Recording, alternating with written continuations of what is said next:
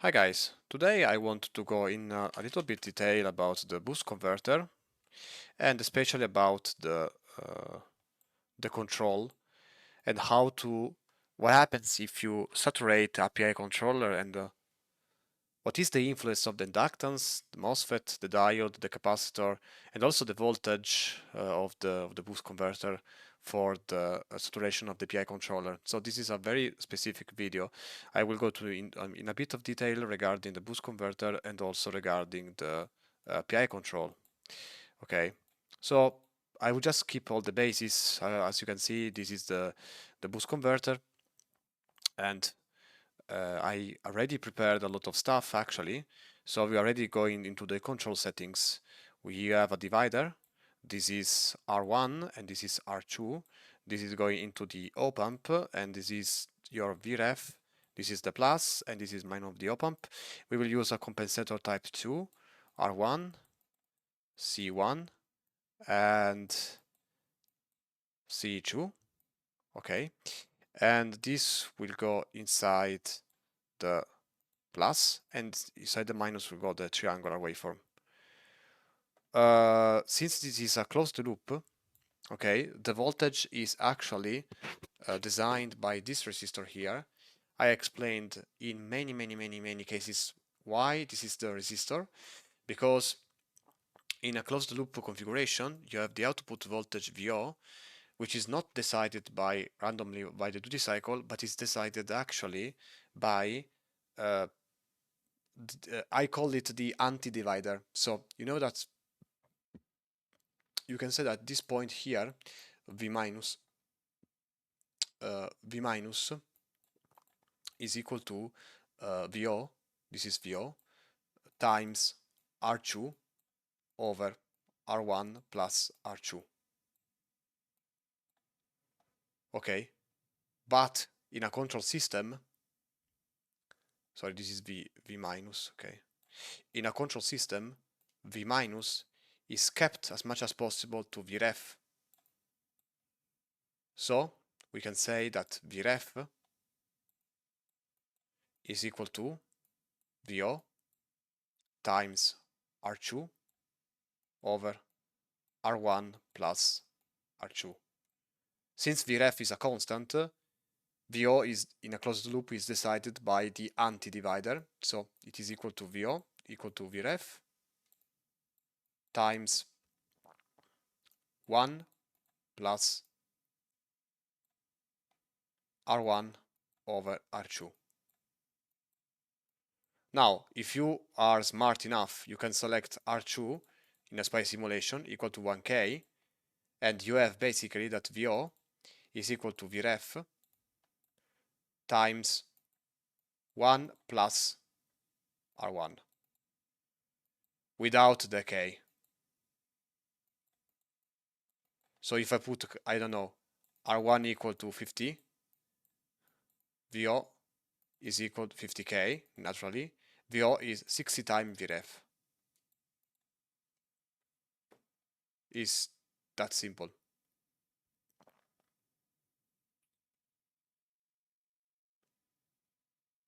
So, let me check the calculation, but I think that I did everything correct. So, VO is equal to Vref 1 plus R1 over R2. Yep. So yes, we can open, I prepared already a script in AntiSpice, also in Octave, in which this first script is basically used to calculate everything related to the boost converter. I use this script basically to calculate the inductance L, having a certain ripple, having a certain peak current, the classical calculation of power electronics. I don't want to waste time about this. And then I used also another script to calculate the zero and to make the type 2 compensation design. We'll arrive at that later. Okay. Sorry, let me revise the calculation because I'm not to be convinced 1 plus R1 over R2.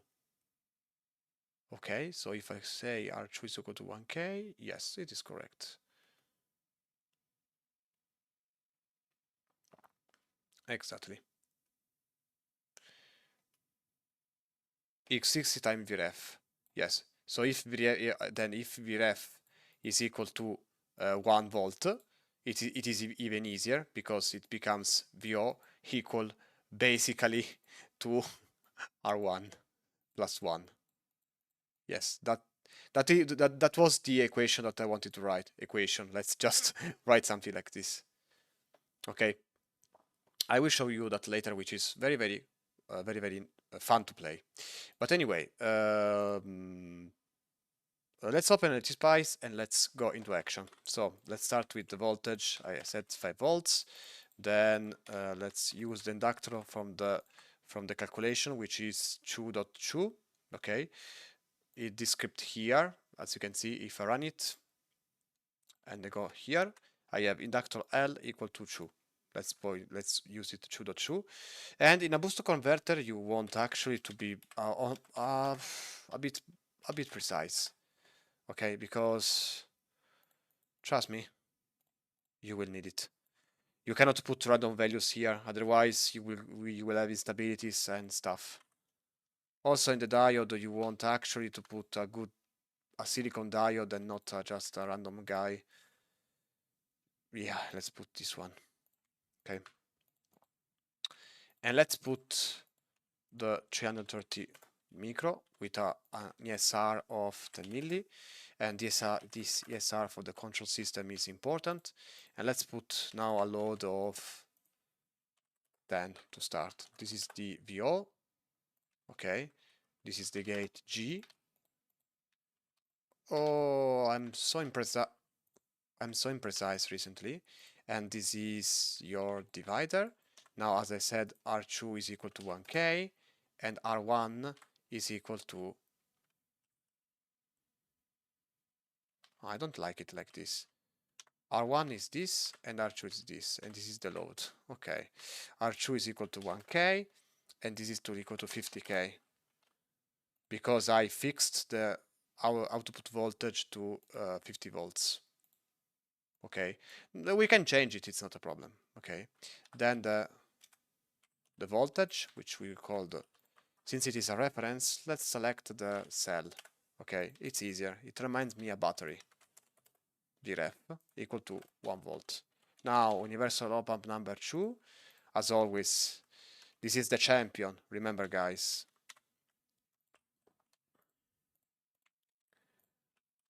Let's ground this guy and let's use the, let's call it V+, and also the node V+. Let's use 5 volts. And of course, let's put here V+, and whoa.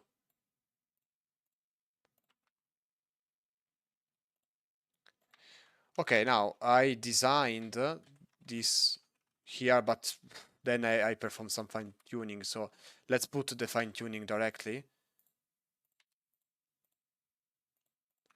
I will then say how I wrote the script. So basically, like I did in several videos, I did the so-called pole placement. It is a common method. It's one of the actually the one which is used in the literature for the compensating pole. So basically, the boost converter has mainly the dominant pole in this point. Okay, this point here, as I wrote in the script, called boost control, is called the dominant pole. And as you can see, the dominant pole is mainly given by the load and the output capacitor. And then of course there is also the zero. Okay, so the transfer function of the back, if you remember, was this one. More or less it was 1 over 2 pi radical square over LC minus 40, and then you had minus 20. For this reason you wanted the type 3. The pole splitting time, blah blah blah. You know already. For the boost converter instead, you have minus 20 and then 0. So the compensation can be used as a type 2 here to compensate the dominant pole, then nothing, and then of course the small capacitor to compensate the ESR. This is basically your 100 picofarad that you put here, and this pi is your RC net, which is like 10k and 20 nanofarad. Together they are put like this in the op-amp. Okay, and now you basically, there are several methods to do that, several application notes, several methods. You can calculate the dominant pole, the ACR 0, but I want to focus on the fact that you have to stay away from the right half plane 0.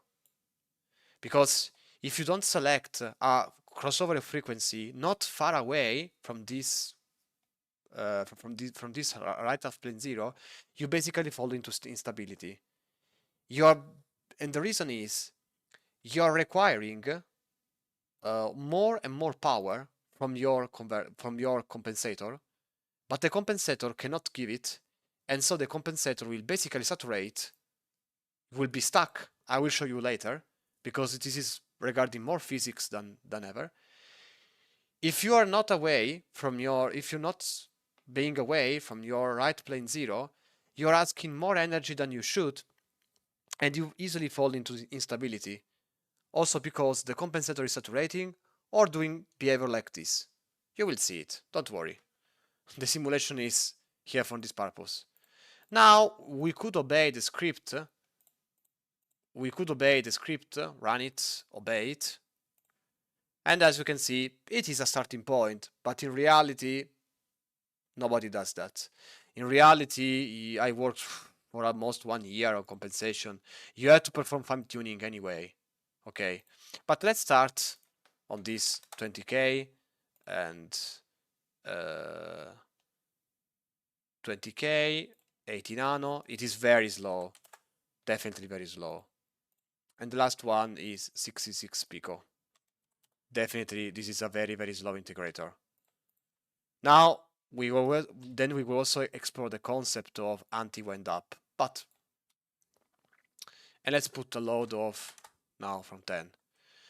Now we have to design the triangular waveform, so let's call this 3, and let's put it here, and let's put the differential Smith trigger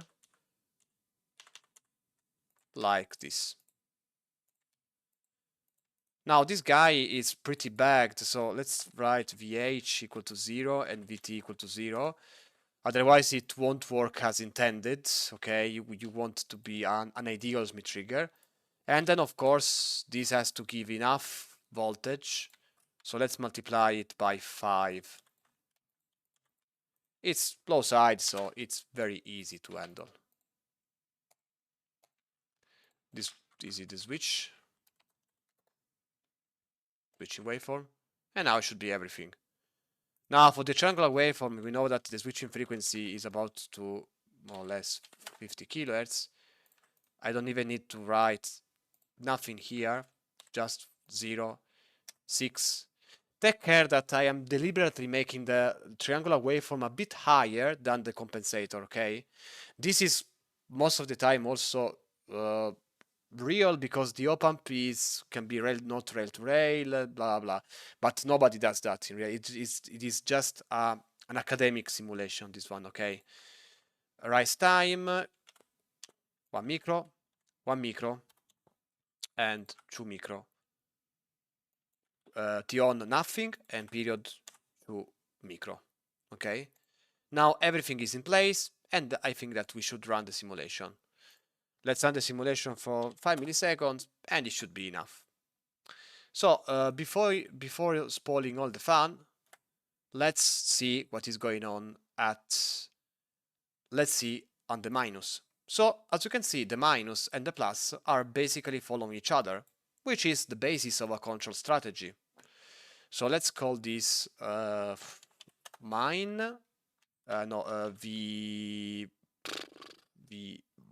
min, because it's of course, it's very interesting, this node here. It is very, very important. And this is this is vref, okay? And this is v3, okay? And this is vcomp, which is very important. So let's run again the simulation. We have vmin, stop it, and vref. Before doing this, I just would like to cancel the C and just using a PI instead, so that I want to show you why it is important to put a PI. It is not just for the compensation, actually, but also because if you run the simulation, you see that, oh, V minus is equal to Vref. Oh yeah, I won. No, because without the capacitor, you don't have any memory element. So now I'm sure that if I click on VO, it won't be 50 volts. It will be 60 volts. Because you don't have any way to recover from the error. It will be, oh, 13.50. Oh, almost near. But if I increase the load, no, it's impossible. It can't work. It's impossible. Okay, so as you can see, as I'm increasing the load, you have no way to recover the steady error. That is why I have to introduce the capacitor, which I calculated as 80 pico. And now with 80 pico. Sorry, 80 nano, sorry. As you can see, it is very easily to fall into instability here, okay? It's a boost converter, so as you saw it before, it's very easy to fall into stability. So now I have 16 volts, which is correct, because as I said in the formula, which I rewrote here, in a closed loop system, when you have a VO and you have a fixed here Vref, you have R1 and you have R2. Remember that who decides the control is this guy here, V minus. So you always have that VO is equal to Vref times 1 plus R1 over R2. It's very similar to the op-amp formula, to the classical op-amp non-inverting formula. And having selected Vref equal to 1 and R2 equal to 1, it is very easy to understand that 1k, sorry, it is very easy to understand that VO is equal to 1 plus R1 over 1k. And if I select the R1 in multiples of k, it means that VO is equal to 1 plus just the value that I select here, which is 10, 11, 12. Don't believe me? If I select here 9, I will have 10 volts. 3, 2, 1, go. Done. 10 volts. You see? The control system is working. If I have 8K, I will have 9.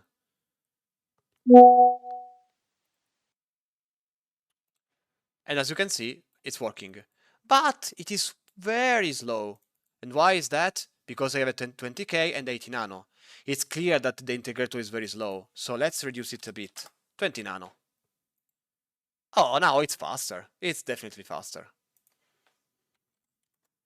If I reduce the here the guy, it would be still a little bit faster. It is true that I'm decreasing the integrator gain, but it's a bit faster. As you can see, the last capacitor of 100 pico is basically doing nothing most of the time. Then we can discuss a lot about this, but now I want to focus about the compensator. So what is doing the output of the compensator is doing fine, okay? It's doing fine. But let's return to our 40K, okay? Because I wanted to have our 50 volts. So as you can see, the output of the compensator is at 4.54, 50-50, which means that it's almost saturated. Haha, we have a problem. So it means that if we increase the load, this little guy here, we won't be able to provide it. And that is a truly, truly important problem of the boost converter. Not only that, but as you can see here, the the output is very, very clean. Look at this. You have the compensator, the triangular waveform, and then you have this. It's very, very clean. Also the gate is clean. Also the switching waveform, it's very clean. Woo! I don't like this. I don't like this one bit. Could increase a bit the capacitor, but I don't care. Definitely don't care. But what I wanted to say is that the compensator is in danger. Why? Because it's saturating. That is why you cannot realize in real life a boost like that, okay? You can just dream to realize a boost like that in real life, really. I bet that if I use even a higher load like 6, I won't be able to provide enough output voltage. Let's see if I'm right. Ah, still enough. But there is some point, like 4 volts, 4 ohm, in which you can't. You just can't. You see? It's saturating. It means that basically the compensator cannot do anything anymore. To prevent, and not only this, but if you increase the inductance, because it is, if you increase the inductance or the inductance change values, for instance to 10 micro, you're gonna have serious instabilities under certain condition. You see, the compensator is even touching the 0, which is a very dangerous condition. Or you're gonna have instability even at lower loads, which you don't want to do that. Yeah, now I'm lucky, but I cannot be.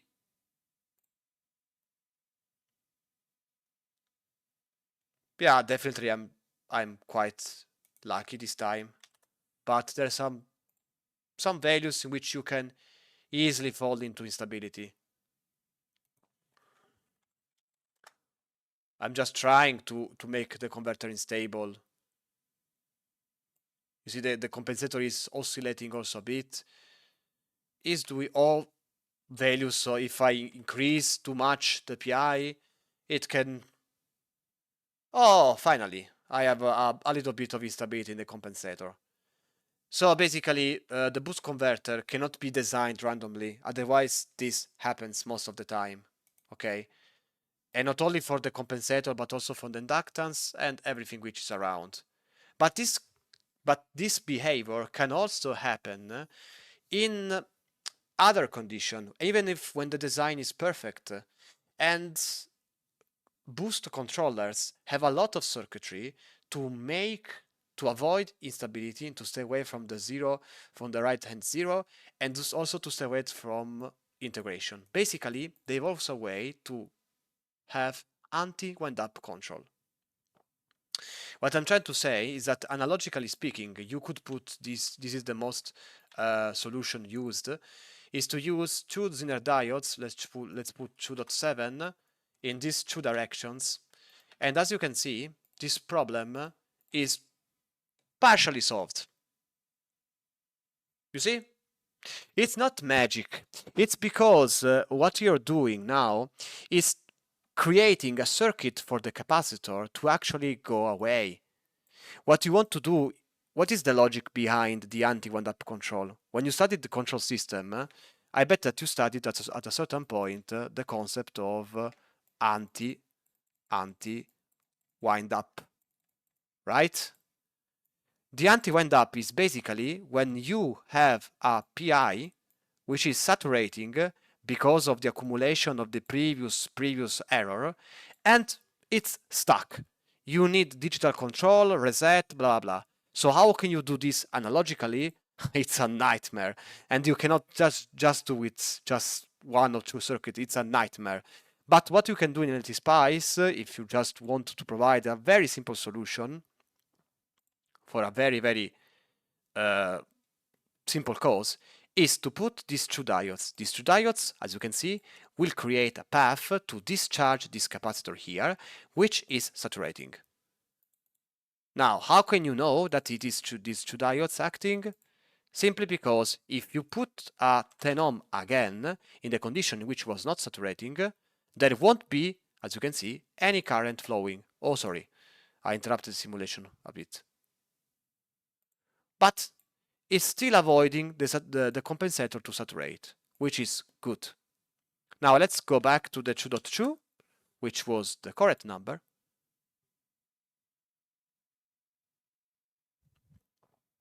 And as you can see, it's working perfectly at 15 volts. Now, let's increase the load to 5.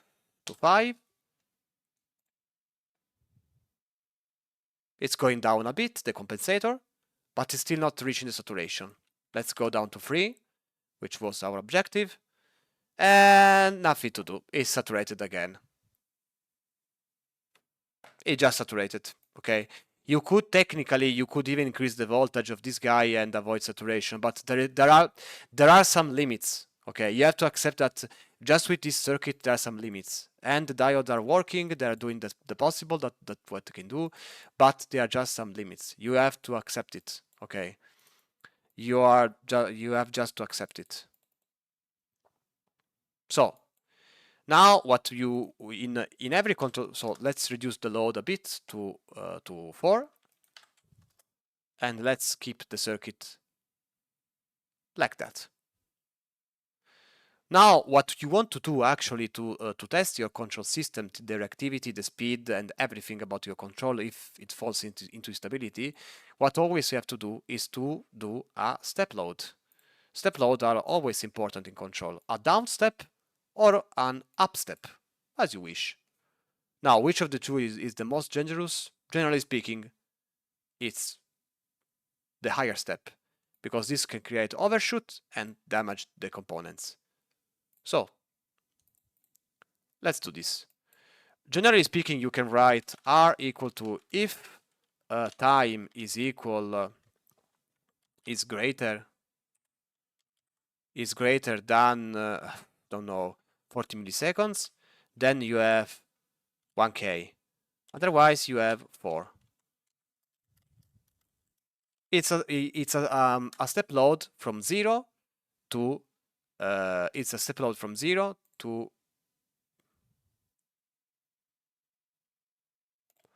sorry, maybe I wrote incorrectly.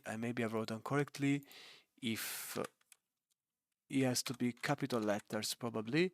If time greater than 4 milli,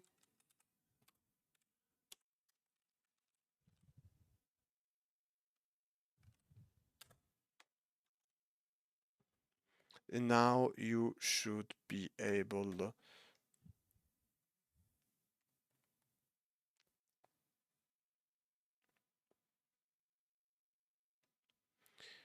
yep, for milli, okay, 1K, 4.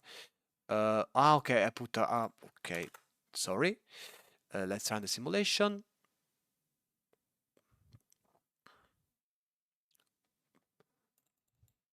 Sorry, it was a step down, actually. No, let's do the contrary.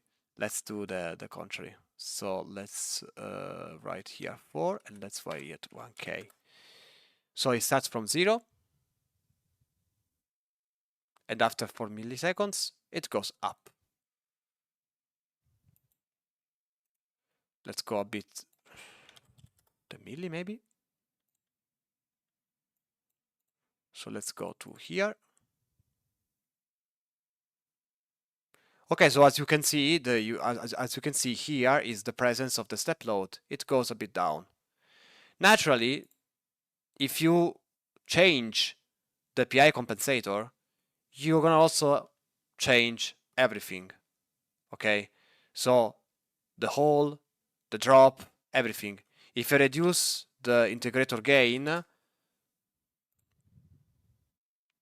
then of course you're gonna have a way bigger hole, because the PI basically what it does is to accelerate the response. As you can see here, the V minus, don't look at the compensator, just look at the V min and the Vref. The Vref is going down, it is really slow to recover from the error. And maybe you cannot accept that your voltage goes so much down. That is also important. But if I use a too high value of the resistor, then it can happen, stability can happen, instability can happen, and you don't want to do that. Now, it doesn't happen in this case, but don't rely too much on simulations, okay? Generally speaking, even 20K can be a danger sometimes. Okay, so don't rely too much. There are a lot of paper which can help you to design this stuff, but this is pretty much the standard. This is pretty much normal. Now, if I use a 1 nano capacitor, you're gonna have a faster response. And faster response means lower drop. Okay? So this is also could be a way better tuning. Wow, we found a better tuning. If you increase this too much, you're gonna have a slower recovery. A smoother but slower recovery. You see? You see, still rising very slowly. Okay? Because the capacitor is higher and the error is, it takes more time for the compensator to make his action. Okay? That's why. So even a very small component can really change everything in your control system.